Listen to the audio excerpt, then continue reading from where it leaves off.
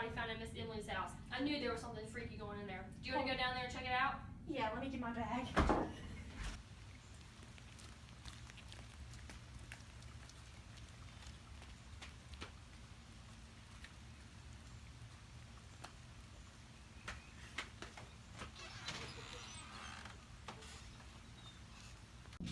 We need to look for connections between her and other people. All right, let's split up. I'll take the kitchen. I'll take the bedroom.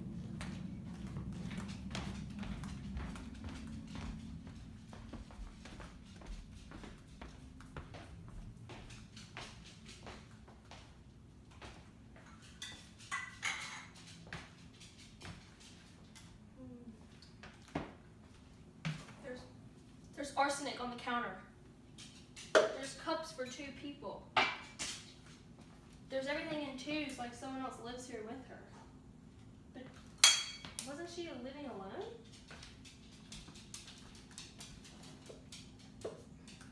Ollie, come in here. I think I found the source of the smell.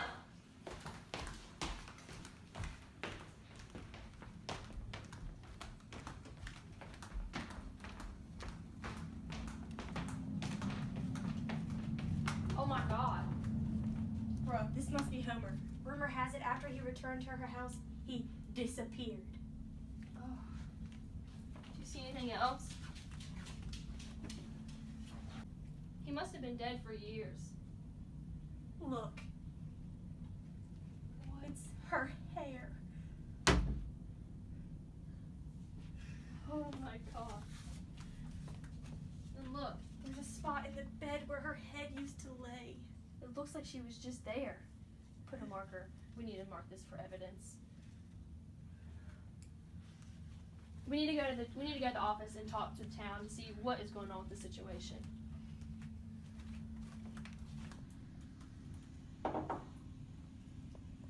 How was Emily's childhood?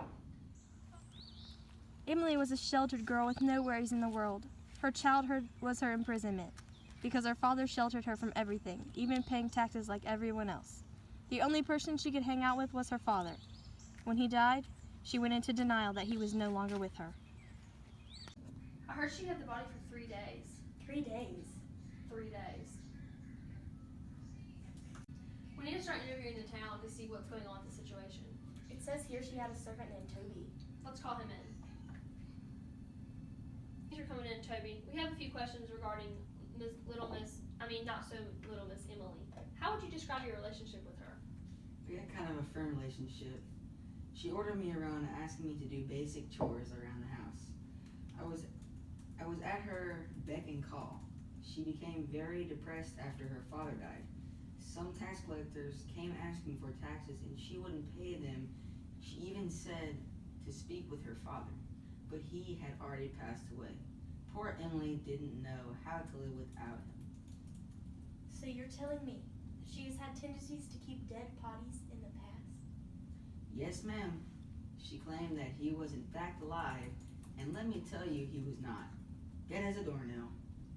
Okay, thank you, Toby. We'll call you if you have any further questions. Okay. Well, this shows that she had a connection or a fascination with dead bodies. But why this man? We need to question an elder town member about the relationship between Miss Emily and Homer Barrett. I know the person. Hey, Miss Fields, we need you to come down to the station. We have a few questions regarding the body we found at Miss Emily's house. We'll see you in a bit. Thank you. Hey, Miss Fields, thanks for coming in with such a short notice. I'm sure you've heard all about Miss Emily's estate.